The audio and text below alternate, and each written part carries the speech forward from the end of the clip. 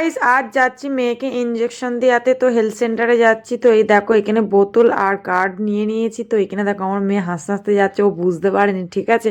তো আমি আমার মেয়ে যাচ্ছি, আর হাজবেন্ড গেছে কাজে, তো ওই জন্য যেতে পারলো না। আর এখানে দেখো গাইস আমার মনটাও খুব খারাপ লাগছে, ও বুঝতে পারছে না আমার মানে যে কি ব্যাপারটা হবে, ঠিক আছে। তো এখনো হাসছে।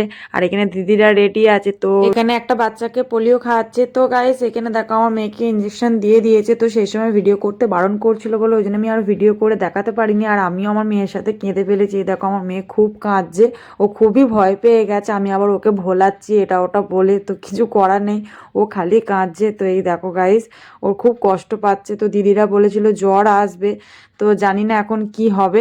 আর এখানে দেখো গাইস ও তো কেঁদেই যাচ্ছে কেঁদেই যাচ্ছে। আর এখানে দেখো গাইস সত্যি দিদিরা যেটা বলেছিল সেটাই হয়েছে, তো জ্বর হয়েছে। আমার হাজবেন্ড তাই মাথায় হাওয়া করছে আর আমি জল পট্টি দিচ্ছি। তো এই দেখো গাইস।